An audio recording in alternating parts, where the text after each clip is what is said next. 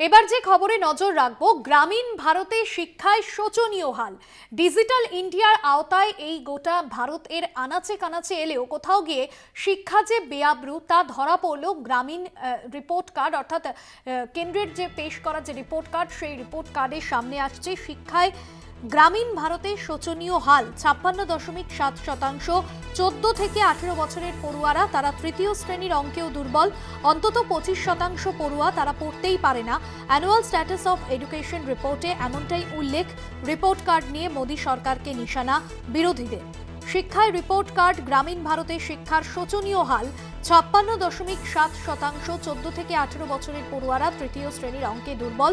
অন্তত 25% পড়ুয়া পড়তে পারে না। অ্যানুয়াল স্ট্যাটাস অফ এডুকেশন রিপোর্টে উল্লেখ। রিপোর্ট কার্ড নিয়ে মোদী সরকারকে নিশানা বিরোধীদের। গ্রামীণ ভারতে শিক্ষার যে নিম্নমানের ছবি, সেই ছবি ধরা পড়ল আরও একবার।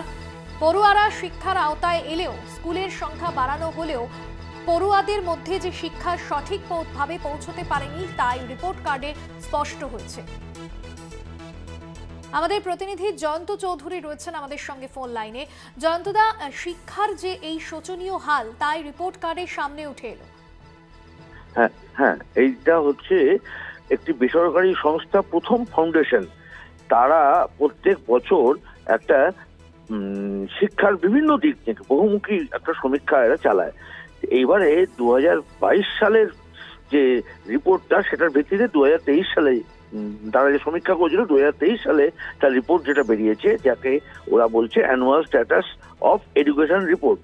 তাতে এই শোচনীয় হাল বলতে আমরা দেখিয়েছি যে মাত্র 14 থেকে 18 বছর বয়সের গ্রামাঞ্চলের যে পড়ুয়া, তাদের উপরেই সমীক্ষাটা চালিয়েছে।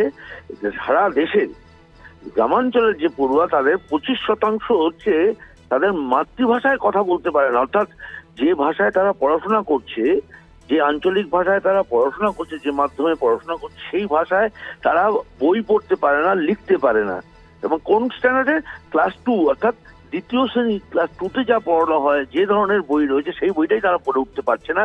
এই সংখ্যাটা এত বেশি, মানে এবং আরো বেশি মারাত্মক যে অঙ্কে যদি দেখা যায়, তাহলে ওই ক্লাস 2 স্ট্যান্ডার্ডের যে অঙ্ক, সেই অঙ্করও প্রায় অর্ধেকের বেশি ছেলে অঙ্কে ছোঁয়াতে পারছে না, মানে কলম ছোঁয়াতে পারছে না।